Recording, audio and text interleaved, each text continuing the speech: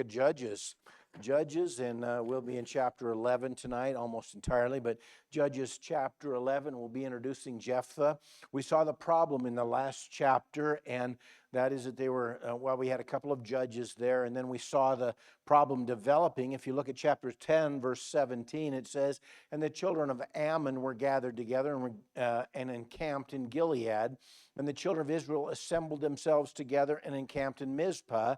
And the people and princes of Gilead said one to another, What man is he that will begin to fight against the children of Ammon? He shall be head over all the inhabitants of Gilead." Obviously, there was a need there, and they were going to look for a man to fight against the common enemy. And then in chapter 11, "Now Jephthah the Gileadite was a mighty man of valor, and he was the son of a harlot, and Gilead begat Jephthah. And Gilead's wife bare him sons, and his wife's sons grew up. And they thrust out Jephthah and said unto him, Thou shalt not inherit in our father's house, for thou art the son of a strange woman." We get Jephthah introduced to us here in this chapter, and I always find it interesting that even though he was a son of a harlot and cast out, in fact, in verse 7 it says, "Did not ye hate me?" In other words, his brothers hated him. That's how Jephthah took it, and they threw him out. And if you will, he was a man without a country, really without a family, but it says he was a mighty man of valor. I like men of valor, don't you? I like meeting with them, visiting with them, and I've had the privilege of speaking to several. And, you know, if you talk to people all the time, you're going to be amazed at how many people you're going to find that are interesting. I mean, when Tom and I first met, Joe happened to be Andrea's neighbor. He was a man that came right off the front lines and went and stood and guarded the Nazi prisoners in Nuremberg.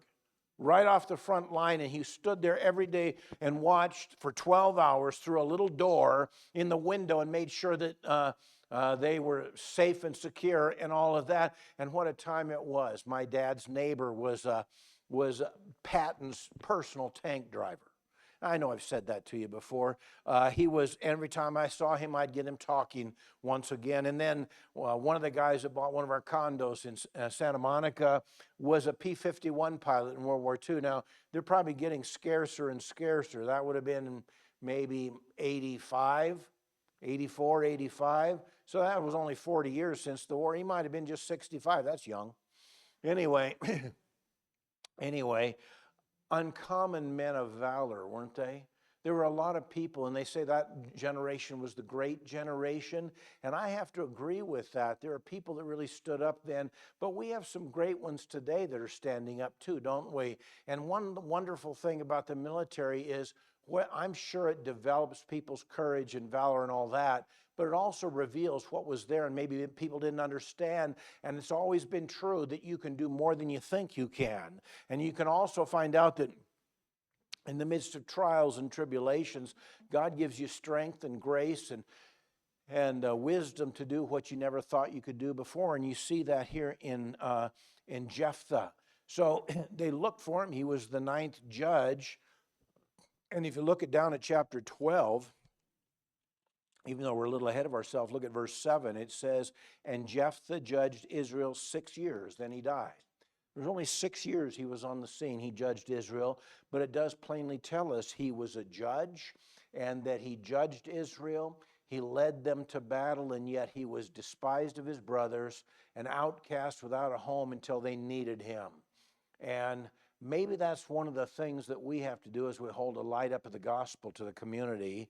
People will know that we're a safe place for them. People will know that we care about their soul. The sweet psalmist of Israel said, "No man cared for my soul." Now, doesn't that break your heart? There are people out there that don't think anyone cares for them. I just want them to meet us and know that we do care for their souls. And there's nothing more important than that, is there? Well, this is Jephthah who comes on the scene here. We'll look at a few things about him tonight, just really introduce him. Let's pray. Lord, bless this time together and so much of this book, which is a book largely of, first of all, failures of your people, and then the elevation of people that are uncommon people that did a great task for you, and then the subsequent failure of your people once again. But Lord, we thank you that we can learn so much from it. We thank you that you raise up ordinary people to do extraordinary things. Lord, would you bless us? Give me the words to speak, Father, that in a largely biographical or historical passage, you would challenge our hearts to serve you more. Speak through me tonight in Jesus' name. Amen. Do you understand that a body of believers like this is an unusual thing throughout the world? I'm sure that there are lots of places that have bigger bodies. I know that. But I know this as well. There are faithful people in all kinds of places around the world that don't even have a body this size. And what a blessing it is that we can sing these songs and just to have a piano player. And by the way, I was thinking this morning how much Donna is a blessing to me to have a piano player for the invitation song in the morning. And I'm not being funny. That's really a neat thing. That's really a neat thing. Lots of places don't have that. Lots of places don't. And we're blessed in that we do. But here you look at this man in chapter 11, Jephthah, a mighty man of valor. He was the son of a harlot. He was the son of a harlot. I know this. My mother used to teach me these songs that I don't know why they became children's songs. What did they call them? They were, anyway, songs that my mom would sing. Poor Babes in the Woods. How many of you ever heard Poor Babes in the Woods? Good. It's a depressing song. Absolutely depressing. I have no idea why it was sung to children. Maybe my mother had a plan for me. I don't know. Anyway, but there was one song, Why Won't They Play With Me, Mommy? Do you remember that? You guys must be old, okay? Why won't they play with me? You know what the song's about? A kid from a divorced family, a single parent, and the other kids wouldn't play with him. There was a day in America when the normal family was a husband and a wife and a child or several children. And we've had people get mad at me in the past because I mentioned homes too much. They got tired of that. Can you believe that? When you look at sound doctrine in the pastoral epistles, much of that is all about establishing the home as a safe place. And this is about as far from a safe place as you can get, isn't it? He was the son of a harlot. Now, that tells us this, that it was an intentional thing where a man paid the money to enjoy himself for a few moments, I suppose, but a child was born to them, and he was an outcast from the rest of his family. Now, I'm not saying being an outcast is a bad thing. What I am saying is this: we need to spend whatever time and effort it takes to make our homes a safe place, don't we? They need to be a place, a haven of rest, a place where the children get direction. And by the way, he was run out of town. His brothers ran him out of town. You know what he spent his days, his formative years doing? Living and growing without his father's influence. Now, you can look back and think of wonderful times where your mom comforted you, and I broke things, and I would come back to the house bleeding, and I remember my mother getting nervous about that. I was an active kid. Well, you didn't necessarily go to your dad in those times. When I broke my arm the one time and I finally made it back from the hospital and I was lying on the couch in our living room, my dad came in and he said this, "Are you happy now?" Because I broke my arm playing football and he didn't approve of that. "Are you happy now?" Now, that's not what your mother would say to you. "Oh, honey, is it all right? Are you all right now?" My dad said, "Are you happy now?" Well, I said, "Yes, I'm thrilled." I was probably dripping. I probably should have gotten some more attention at that moment, but I was in a weakened condition at the time, okay, and probably on drugs, okay, because it was a horrible break, that left arm. But that's what your dad does. And here's a man that's a valiant man in spite of the fact that he didn't grow up with his father's influence on him. You look back and think of the things your dad did for you. I remember I had one of those little red wagons, you know, and my dad took the engine out of one of our cars. That's probably a surprise to you. And he stuck it in my little red wagon once. And that was pretty much the end of that little red wagon, but it served the purpose. And I got to go everywhere he went. I'd go with him to work on Saturdays. I'd go everywhere. And I learned probably how to be a man from my dad. Here was a young man that didn't have that influence. And you look back at the influence your dad had on you, and there are dads that take the time with you and dads that neglect you and all of those things. But it's wonderful to have a dad there. The Bible speaks in Hebrews 12 of a father's correction of his son. And I doubt that there's ever been a family, at least they're very rare, where the father corrects the son and the mother doesn't think he's done enough. Most of the time, they're trying to comfort the son to make up for the fact that the dad is pretty aggressive in chastening. But that chastening is the mark of sonship, isn't it? That is the mark of a man that cares enough for his son to bring about the right kind of behavior and training and all of those things. And the mom kind of takes the rough edges off of it. That's how God designed it. Here is a young man that grew up without that attention. And I don't understand. I don't know what that would be like. I don't know what it would be like. It would be a hard thing to bear, wouldn't it? As you grow up, you find out, I know they say this, that when you're a teenager, your dad was the dumbest guy in the world, but it's surprising how much you learn by the time you're 25. And that's a little tongue-in-cheek, but our dads are there to train us, aren't they? And it might not be pleasant at that moment because chastening is not pleasant, according to Hebrews 12. Here is a young man that grew up without that influence. And I think back, and because my dad was my dad instead of a buddy, when I got older, we became best of friends. And Tom and I were back there in prayer meeting, and my son Jonathan called at the wrong time. Oh, it's an hour earlier in Oregon. I'm sorry, I'll call you later. You know why? Because we have good fellowship and it's a good time together, and I get to see my grandsons, my grandkids, and all of that. This isn't a message about me. I want you to understand this is what Jephthah grew up with, lacking the influence of his dad, and yet being raised by his mother, who was for hire, if you will. I don't know if there's a nicer way to put that. This wasn't a mistake he made, though it was a mistake. This was an intentional indulgence, wasn't it? A child came of this, and he was an outcast from the rest of his family. That's why this book of Judges is a chronicle of the most unlikely of deliverers. And it should give hope to everyone, because God can use the lowest of the low. He often uses mighty men and great men and brilliant men and all that. Paul was undoubtedly all those things, certainly brilliant. But he can use anyone. What he wants is people that are willing to serve him. And I am certain that that's one of the things missing from our day. You know why? Because when you commit to serve him, you're making a commitment to in life. It's going to cost you time. It's going to cost you preparation. It's going to cost you what would have been free time. It's going to cost a lot of things, isn't it? If you look at the biographical part of this man, you find that he was a son of a harlot.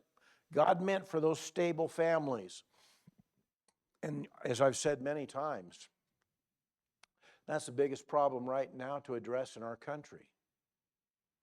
When you subsidize single-parent families, then single-parent families become more common. And I've actually heard people, they get a raise when they have another child out of wedlock. Well, it costs more money for them, but a man is rendered unnecessary. Man, I would have been more of a mess than I was without my dad's influence, as all of us would be.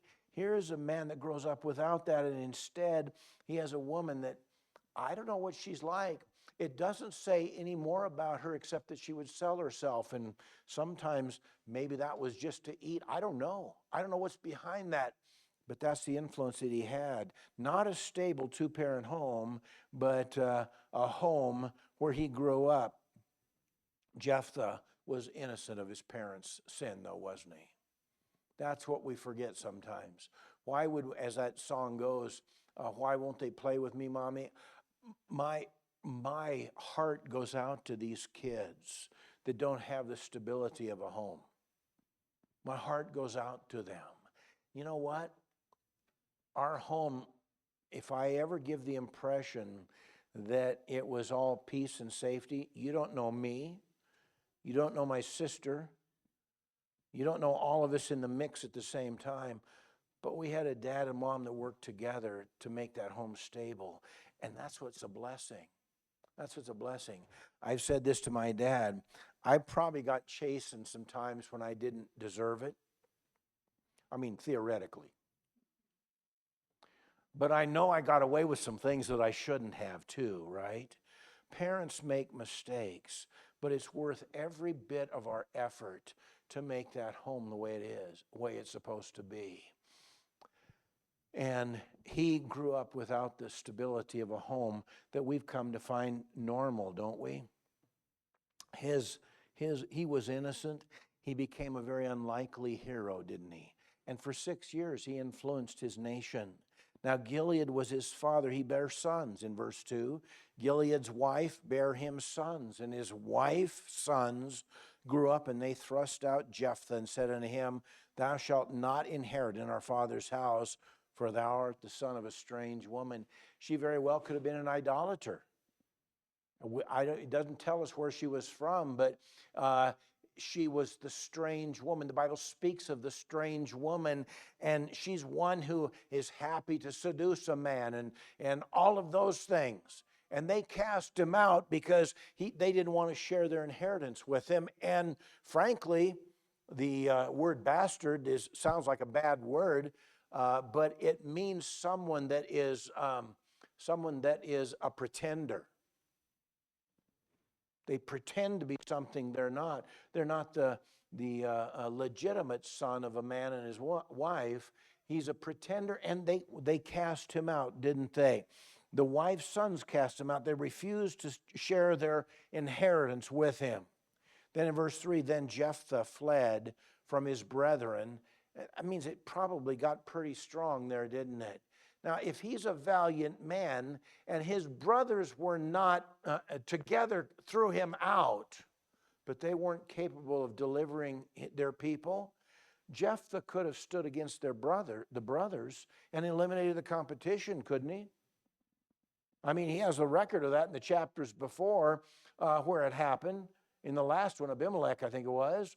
He could have done that, but he didn't.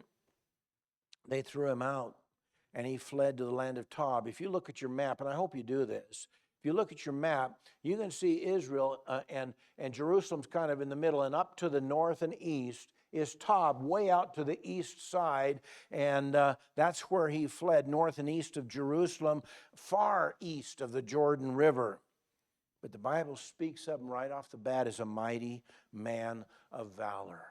One of the verses that strikes me all the time is where David sent Uriah to a place where valiant men were. A place where valiant men were. And people died probably with him as well, but they had to be valiant to go to that place.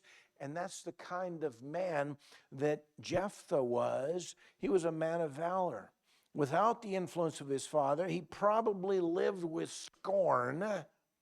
And I don't know, he might have grown up with a chip on his shoulder, maybe with a little anger, because he was unwanted by his own brothers. And how can you say that? Because in verse 7, once again, Jephthah said unto the elders of Israel, of Gilead, did not ye hate me? It's not just his brothers that threw him out.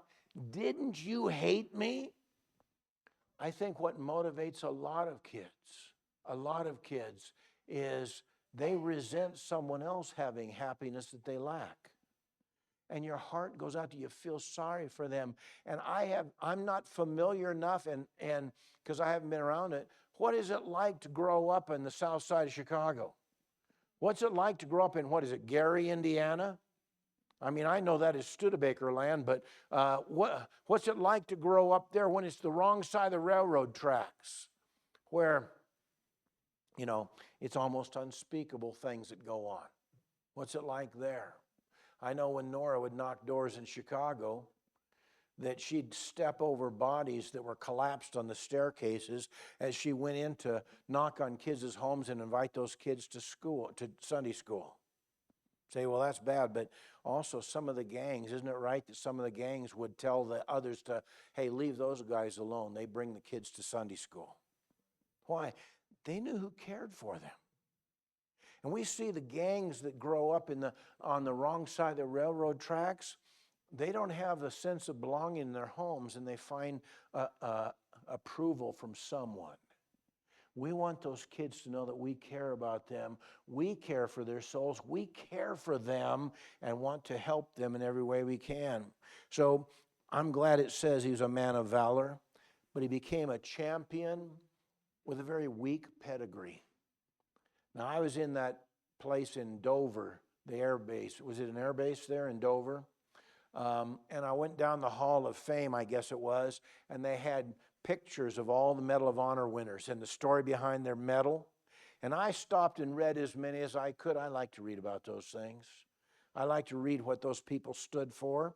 That's the kind of man that Jephthah was. He was a survivor, very likely, and he was a champion with a weak pedigree. You can be certain of this. Easy times make soft people. And we can get tired of the sacrifice and tired of the difficulty of, we watch our kids now go and buy groceries.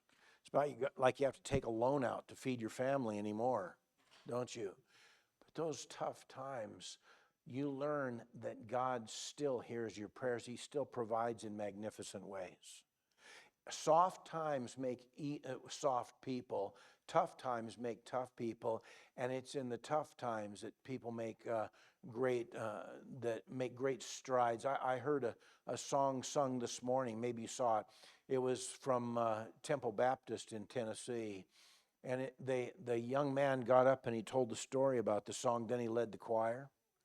It was about a man that lost his wife and a newborn on the day of the birth. And he wrote a song, of course, now I can't think of the name, but you'd heard of the song probably. And during the funeral, he couldn't bring himself to do the funeral, though he was a preacher. He couldn't bring himself to do the funeral, so he had a preacher friend of his do the funeral. And in the middle of the funeral service, the preacher saw that this man took out a piece of paper and started writing. And he wrote that song there. That's a song very much loaded with the emotion of loss, wasn't it? And that's a man who knows how to comfort you in times of tribulation. He was a champion with a very weak pedigree. You can survive hardship and frankly come out better on the other side. And then it says in verse 3, and he dwelt in the land of Tob, and there were gathered vain men to Jephthah and went out with him. Now, vain men, that is those that were pretty much filled with themselves, people that were only out for themselves. They were people not really of great value, isn't that right? But they rallied around this man who was probably a natural leader. He was a man without a country and without a family. And maybe these people became his family. And they probably went out and attacked Ammon. Even then, that's how they knew he was a man of valor, because probably he and his army of vain people would go out and attack the different hordes. And we're just guessing there, because why in the world would his own people then come and say, would you lead our men? He'd probably already established himself as a man who could lead men. And there's some men that just have that in them, don't they? With some men, it shows itself when it needs to, but some people just naturally lead people.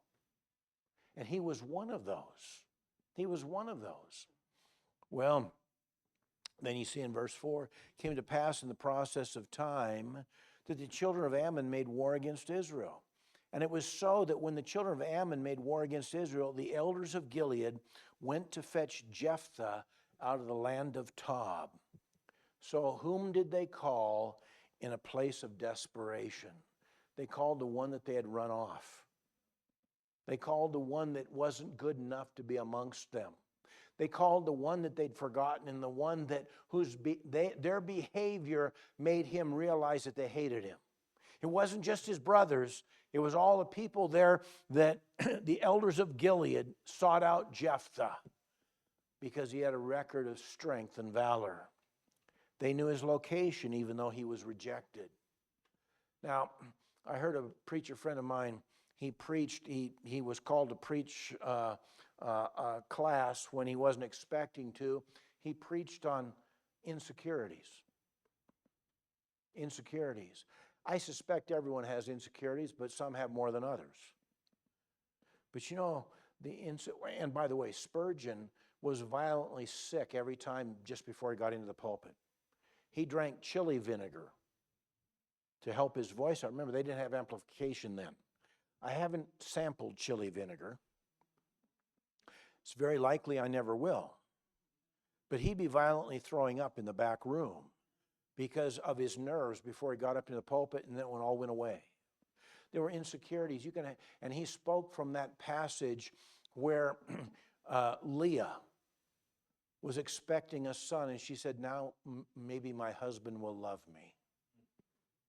That's one of the saddest places in the Bible, isn't it?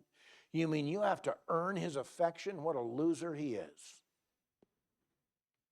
And I mean that. Maybe he'll love me now. She gave him 6 sons. By the way, can you name them? Reuben, Simeon, Levi, Judah, Issachar, Zebulun. I believe those are the 6.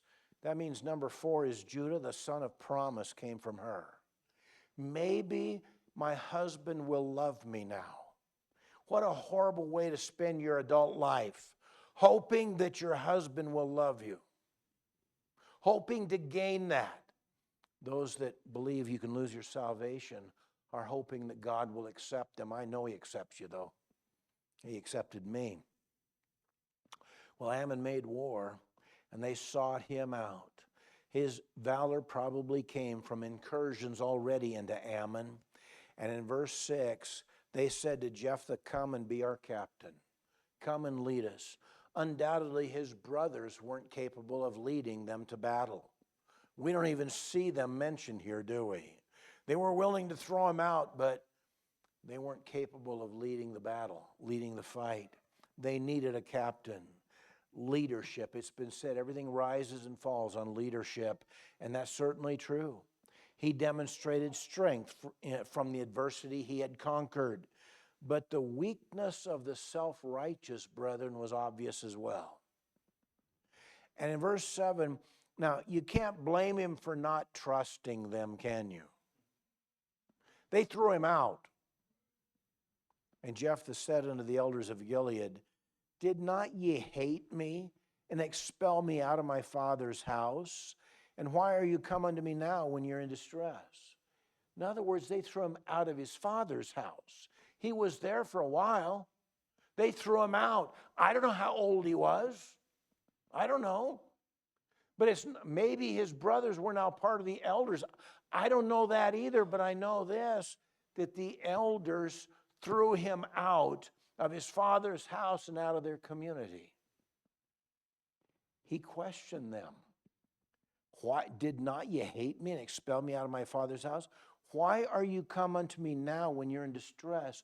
You now need me? Now, we've seen some interesting examples of men that were judges. One who wanted Deborah, the prophetess, to go with him.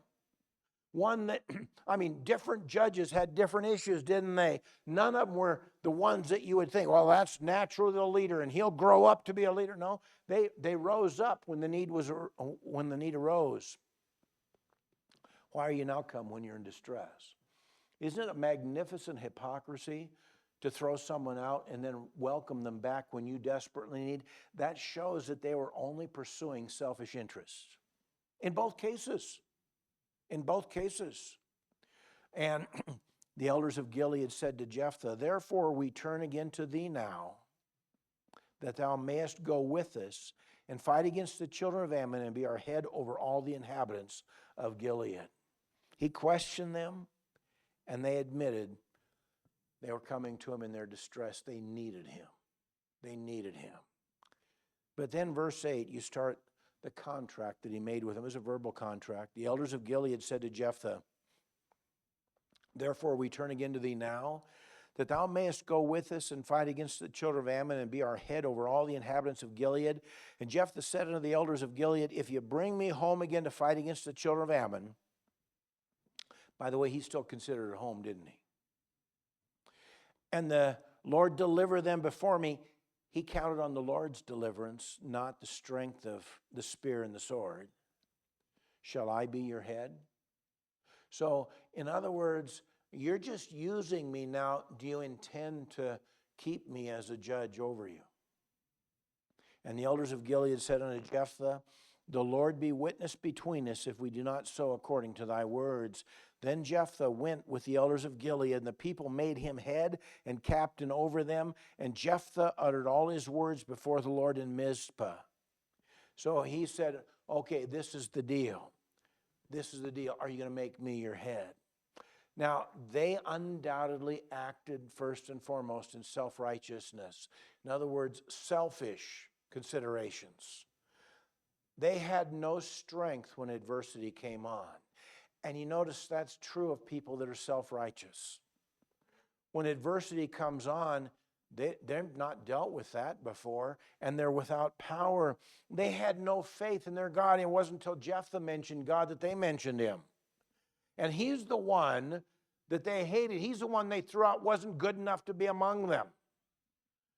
Why do you suppose that when Jesus, they try to make a false Jesus today that he just loved everyone.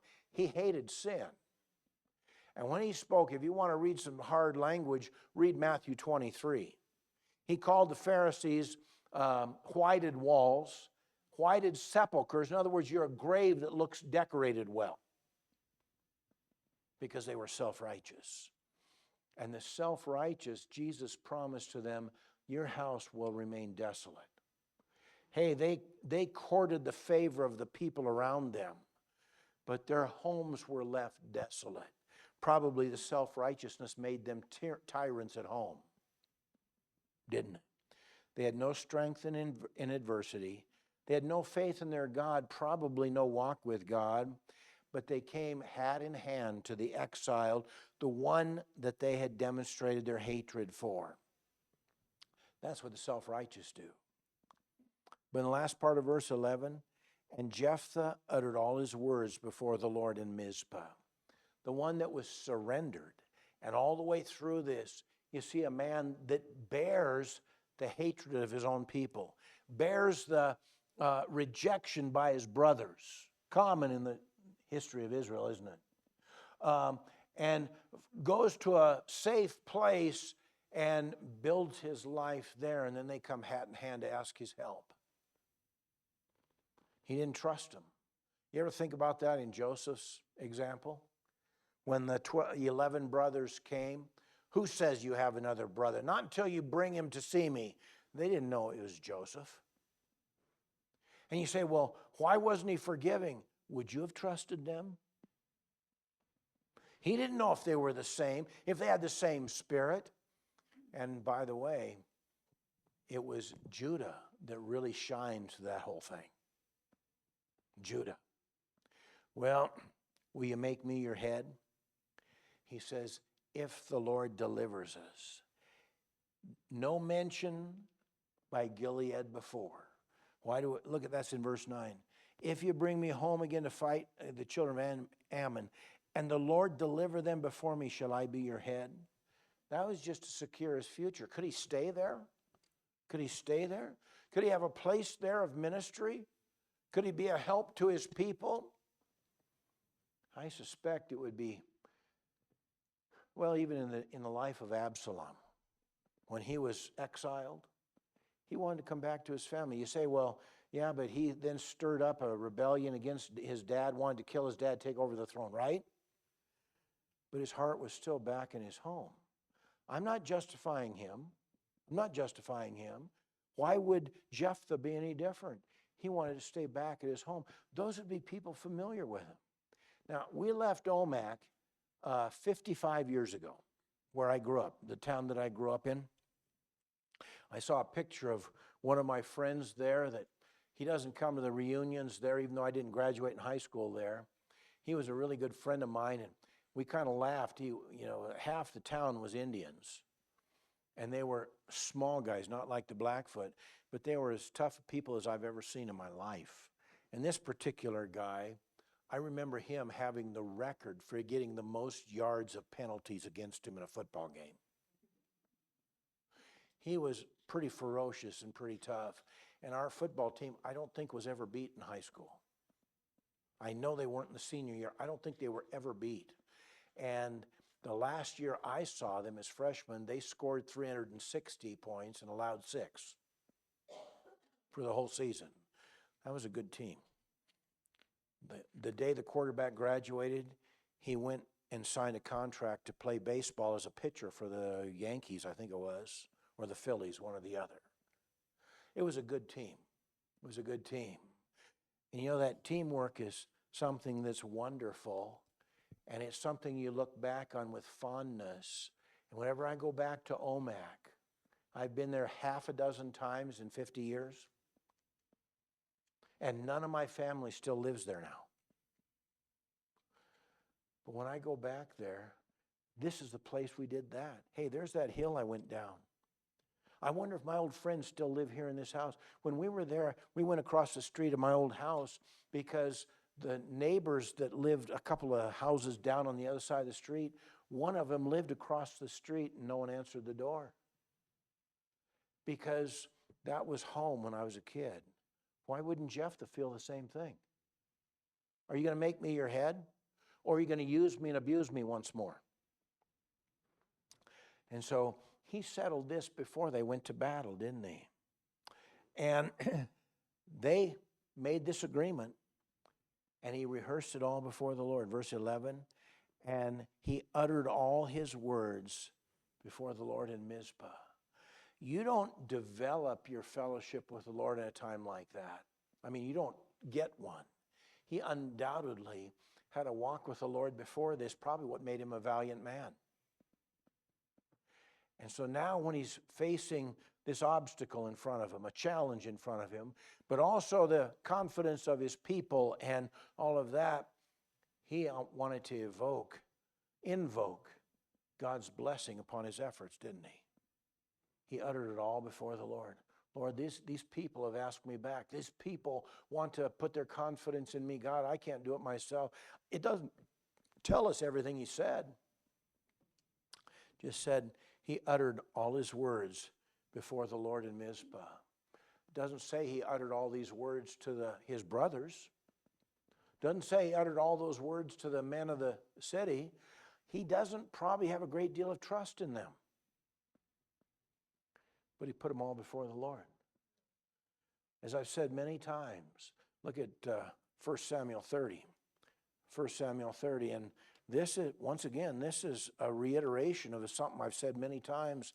1 Samuel 30 and verse 4, then David and the people that were with him lifted up their voice and wept until they had no more power to weep. And David's 2 wives were taken captives, Ahinoam the Jezreelitess and Abigail the wife of Nabal the Carmelite. And David was greatly distressed, for the people spake of stoning him, because the soul of all the people was grieved, every man for his sons and for his daughters. But David encouraged himself in the Lord his God. You know what's missing in your life? If you don't have the encouragement that comes from the Lord your God, then when struggles and trials come, you don't have that to fall back on. Commonly we say this, well, I've laid these requests out and God hasn't answered. Every one of you could raise your hand and say, God hasn't answered me when I wanted him to. Everyone can say that. But if you've walked with him any length of time, you can also say, God's answered me, even when I didn't expect an answer right away, or an answer I didn't expect, or the answer that I wouldn't have thought of, but it was even better than I expected. David encouraged himself in the Lord his God. I'm sure he learned some things there, but he had already gotten accustomed to encouraging himself in the Lord. When did he start writing the Psalms? Remember, King Saul's the one that asked him to come and play on the harp and calm his evil spirit. He already knew what fellowship with the Lord was. Now, if you were put into a place of literally life or death, would you have a walk with the Lord such that you could pour out your heart to him as Jephthah did? He uttered all those things to the Lord. Even if you don't trust anyone else, can you pour out your heart's desires and your concerns to the Lord? It needs to be that we not only bring our kids to salvation, but we bring them after salvation to a place of fellowship on a daily basis with the Lord, so that you have a walk with the Lord that when push comes to shove, you know how to encourage yourself when it's just him and you together. I wouldn't have trusted his brother. I wouldn't have trusted the people of his hometown, would you? God, this is what's going on. This is what we've endured. He uttered all those things to him. And the very next verse, which will be next week, Jephthah sent messengers unto the king of the children of Ammon, and he starts laying out what's going to happen. He starts sending out an ambassador to them and all of these things. He doesn't wait around. He jumps on the responsibility. Do you suppose that came from the strength that he got from the Lord in the verse before that? Hey, the joy of the Lord is your strength. That's from Ezra and Nehemiah. But I can tell you this, you encourage yourself in the Lord. And there are many times when it seems like God's heaven is silent. David said the same thing. There are many times when the answer doesn't come. Paul says the same thing twice. There are many times that the answer that comes isn't the one you expected or wanted. It's not the answer you prayed for. Paul can give testimony to that. There are many times you suffer a lot of things along the way, and Paul gives testimony to that. So could David and many others. Joseph could. But at the end of the day, your encouragement comes from the Lord, doesn't it? And you look back, that just struck me this morning when I remember hearing Joel teach the two young men how to sing harmony. And then the last time I went down there, one of them was leading singing for Brother James. You look at James's page, and he's still leading singing down there, David Jacket. And I remember when Joel was teaching him like it was an easy thing. Oh, this is all you do. Yeah, I heard that lesson. I'm not leading singing. But you learn some things in times like that, don't you? You learn some things. Well, he told those things to the Lord. He was an unlikely hero, chosen to lead this people. An unlikely hero. He overcame the problems of his birth that he had nothing to do with. Sometimes the problems you have to overcome, you didn't contribute to them. You are not responsible for them, but you have to deal with them. Sometimes that problem is maybe a lack of faith. I like that prayer. One of my favorite prayers is, Lord, I believe, heal my unbelief. I forget the right word. Lord, I believe, forgive my unbelief. I know God can do anything I ask him. Sometimes you don't know that he will, though. And you ask him, and if he doesn't do it, that's going to give you a better result than if he gave you what you wanted. How do I know that? The Bible says, and I don't have the verse in front of me, where the children of Israel begged the Lord, and he gave them their request, but sent leanness unto their souls. Hey, they begged and begged and begged for something that wasn't right. So God gave them what they wanted, but their souls were starving. I want my soul to be fatter than I am. Don't you?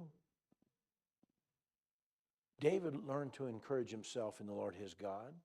Jephthah poured his heart out to God. Paul poured his heart out to God. In all kinds of situations. Joseph, Daniel, they poured their hearts out to God. And we have books written by them, written about them in the Bible. And you know what? You can make a difference yourself. Just have your walk with God and guard that with everything you have. And when you have that walk with God, that touches the lives around you. You say, well, what about Jephthah's life? Did it touch his? Yeah, but he wasn't the dad there. How much different would Jephthah have been if the dad had been right with God? I wonder. Anyway, great passage where God gives strength to the most unlikely of people, and all of us are qualified, aren't we? Let's pray. Lord, thank you.